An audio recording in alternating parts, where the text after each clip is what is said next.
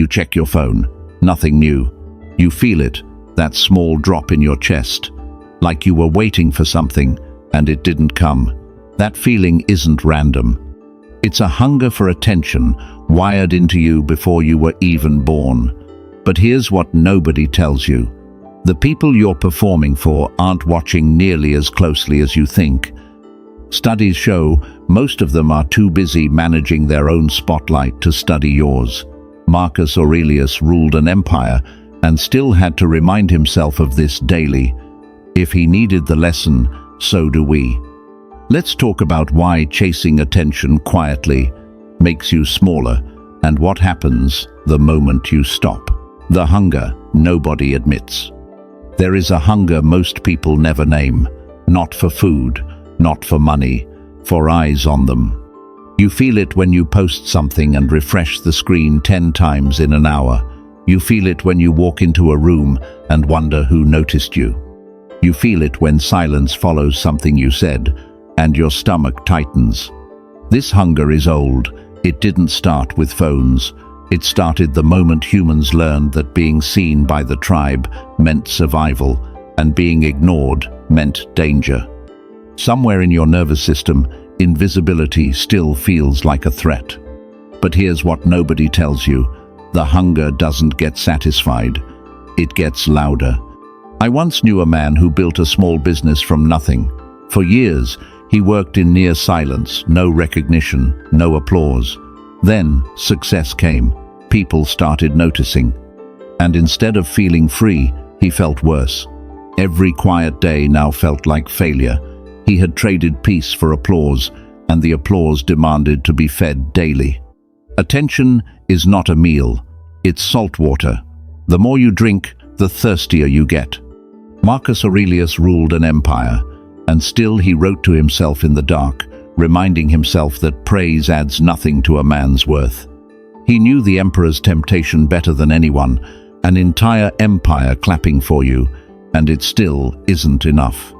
If attention could fill a man, Marcus would have been the fullest man alive. Instead, he wrote notes to himself about staying empty of the need. That's the first thing to understand before we go further. The craving for attention is not a flaw in you. It's a current running under all of us. The only question is whether you swim in it or build a shore to stand on. The hunger for attention was never meant to be fed. It was meant to be outgrown.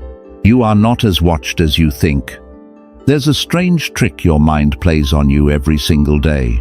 It convinces you that you're the main character in everyone else's story. Psychologists have a name for this: the spotlight effect. Studies have shown that people dramatically overestimate how much others notice them, their mistakes, their outfits, their awkward pause in a conversation. In one well-known experiment, a student was asked to wear an embarrassing t-shirt into a room full of strangers. He guessed that half the room would remember it. In reality, less than a quarter even registered it. You are living inside a spotlight that only you can see. Think about the last time you said something you regretted. You replayed it for days. The other person, they forgot it by dinner. Not because they don't care about you, but because they are also standing in their own spotlight, worrying about their own words, their own missteps, their own imagined audience. I remember a young woman who quit an open mic night after one shaky performance. She was convinced the whole room was laughing at her stumble. Weeks later, she ran into someone from that night. He didn't remember her set at all. He remembered his own and how nervous he'd been. Everyone is the lead actor in a play, only they are watching. This is not a comforting idea to make you feel small. It's a freeing one. If most people are too busy managing their own spotlight to study yours, then the eyes you fear are mostly imagined. Seneca wrote that we suffer more in imagination than in reality. Nowhere is that truer than in the audience we invent for ourselves, an audience that, most days, was never even watching. The crowd you're performing for exists mostly in your own head. Chasing attention makes you smaller. Here's something strange about attention. The harder you chase it, the smaller you become. Watch someone who is desperate to be noticed. They laugh too loud. They agree too fast. They shape their opinions around whoever is in the room. Slowly, without meaning to, they disappear, not because no one is looking, but because there's no longer a real person underneath the performance. I once worked alongside a man who wanted, more than anything, to be seen as brilliant. In meetings, he interrupted to insert clever remarks. Online, he chased every trending topic to post the smart take. Over time, people stopped listening to him not because he lacked ideas, but because everyone could feel the hunger behind his words. He wasn't speaking to add value, he was speaking to be seen. Attention chasing has a cost that isn't obvious at first. It replaces your actual self with a costume built for approval, and costumes, no matter how good, are not you. Epictetus taught something simple but brutal. Some things are within your control, and some are not. Your effort, your integrity, your honesty, these are yours. Other people's attention, their approval, their applause, these were never yours to control. The moment you build your identity around something you cannot control, you've handed your peace to strangers. Think of the quietest, most respected person you know. Chances are, they aren't the loudest in the room. They don't need to be seen to know their worth.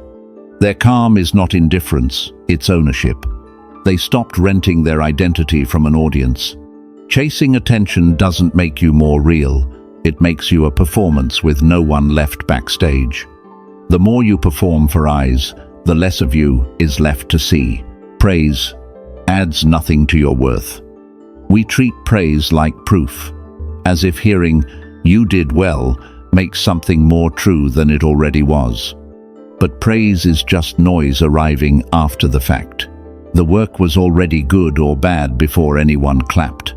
The choice was already right or wrong before anyone approved of it. Applause doesn't create value, it just echoes what was already there, or worse, rewards what wasn't. Marcus Aurelius wrote to himself as Emperor of Rome, a man who could have silenced critics and demanded worship. Instead, he reminded himself constantly, "Don't waste the remainder of your life thinking about what others say of you, unless it serves the common good." He understood something most people never do, that a compliment doesn't strengthen character, and an insult doesn't weaken it. Both are just weather passing over a mountain that stays the same shape either way. I think of a craftsman I once met who built furniture no one saw. He worked alone, in a small shop, for decades. Nobody posted about his work. No customer ever called him a genius. And yet, every joint he cut was precise, every finish flawless, because his standard came from inside, not from applause waiting outside. Compare that to someone who only works well when being watched. The moment the audience leaves, so does their effort. Their standard was never their own, it was borrowed from whoever happened to be watching that day. If your effort changes depending on who's in the room, the problem was never the room. It was that you built your worth on rented ground. Praise is pleasant, but pleasant is not the same as necessary. You can enjoy it when it comes, and lose nothing when it doesn't. If applause is the fuel, the fire dies the moment the crowd goes home. Borrowed opinions, borrowed peace. Seneca once wrote to a friend who was anxious about his reputation, reminding him that we torment ourselves needlessly when we let other people's opinions dictate our peace. He compared it to being enslaved, except the master isn't a person, it's a crowd of shifting, half-formed judgments that were never yours to begin with. Think about how strange this actually is. You let a stranger's passing comment ruin your evening. You let a comment section shape how you feel about your own work. You give people you'll never meet again the power to determine whether today was a good day. That's not confidence. That's borrowing your peace from people who didn't even ask to hold it. I remember a young entrepreneur who launched a product she believed in deeply, The response was mixed. Some loved it, some mocked it online. She spent that entire week reading every comment, absorbing every criticism as if it were a verdict on her worth. Meanwhile, the people criticizing her had already moved on to the next thing, scrolling past their thumb. They forgot her by morning. She carried it for a week. This is the strange math of modern attention.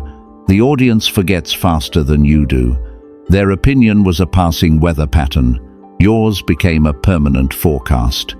Social validation research backs this up plainly.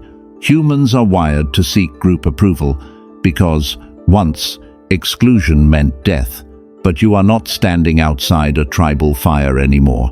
A stranger's dismissive comment cannot exile you from survival. It can only sting your ego if you let it. Seneca's answer wasn't to stop caring about people. It was to stop outsourcing your inner weather to people who barely know your name. Don't hand your peace to people who wouldn't even remember taking it. What actually belongs to you? Epictetus began his teaching with one blunt distinction. Some things are up to us, some things are not. Your judgments, your desires, your actions, these are yours. Other people's opinions, their attention, whether they notice you at all, these were never yours, no matter how much you wanted them to be. Most suffering, he said, comes from confusing the two. You try to control what was never controllable, and it breaks you slowly every single day. Attention belongs to the second category. You cannot force someone to notice you. You cannot make an audience care. You cannot guarantee a room will remember your name. The moment you build your happiness on something this unstable, you've built a house on water. I knew a musician who spent a decade chasing a bigger following. Every video, every song was built around the question, will this get noticed? When numbers were high, he felt worthy. When they dropped, he felt erased.